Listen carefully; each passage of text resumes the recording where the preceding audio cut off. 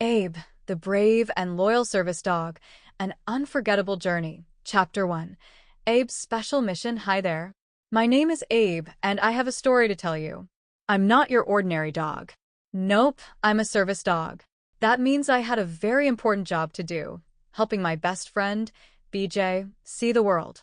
When I was just a little puppy, my owner told me that I would grow up to be a service dog, and though I didn't quite understand what that meant, I knew it had to be something special. My journey to becoming a hero started when I was sent to a special school for dogs like me. The school was big and full of puppies learning how to help people.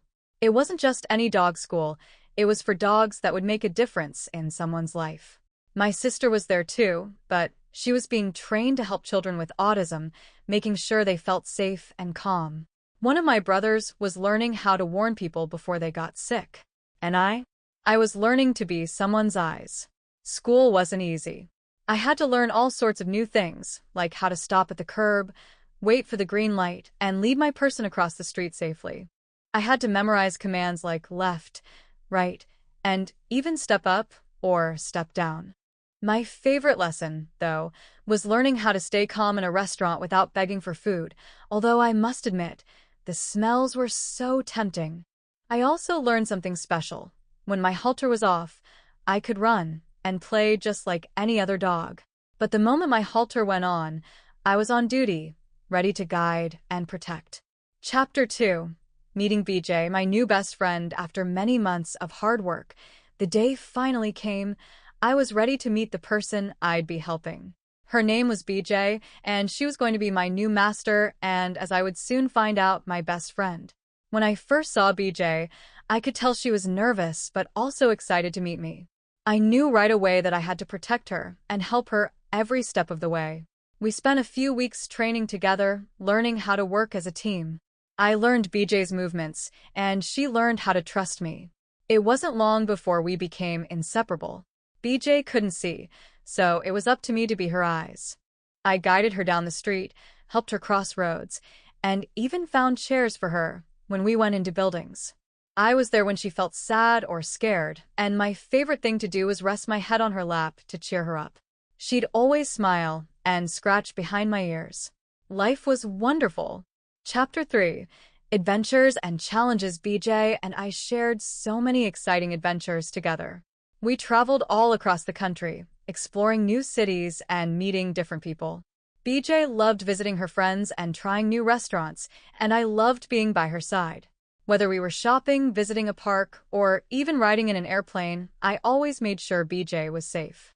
People would often stop us to say hello and tell me what a good dog I was.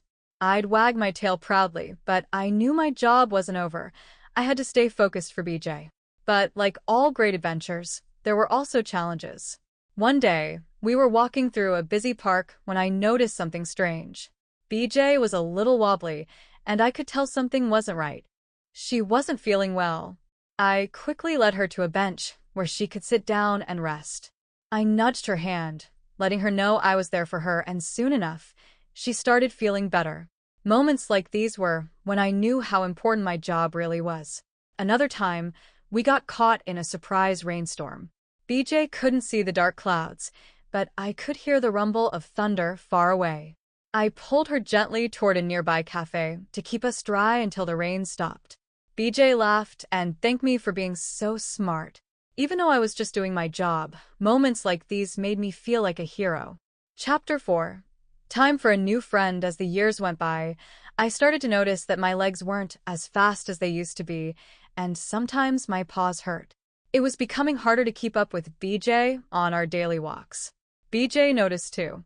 She gave me extra belly rubs and told me how much she loved me. Even though I still wanted to protect her, I knew it was time for me to slow down. BJ and I shared one last adventure together, a road trip to meet her new service dog. The day came when I met the young, energetic pup who would take over my job. His name was Max, and he was full of energy and excitement. I showed him the ropes, teaching him everything I knew about keeping BJ safe. Max was eager to learn, and I knew BJ would be in good paws with him. Even though I was sad to say goodbye to my job, I was happy to know BJ would be cared for. Chapter 5. A new beginning after saying goodbye to BJ, I moved in with a new family who loved me just as much. They weren't like BJ, they didn't need me to guide them, but they gave me something else, a warm home, lots of playtime, and endless love. I spent my days basking in the sunshine, chasing balls, and curling up on the couch. My new family made me feel like a king. Even though I wasn't a working service dog anymore, I still felt proud of all the years I helped BJ. Max was now her protector, and I knew he'd take good care of her. As I lay in the yard, watching the clouds drift by, I couldn't help but smile. I had lived a life full of adventure, friendship, and love. Being a service dog had been my greatest honor, and now I could rest easy, knowing that I had made a difference. And so, even though my time as a service dog had come to an end, my heart was full of joy. I had served with loyalty, and now I had a new life to enjoy. I would always be a hero, both to BJ and my new family. And that, my friends, is the greatest gift a dog could ever ask for.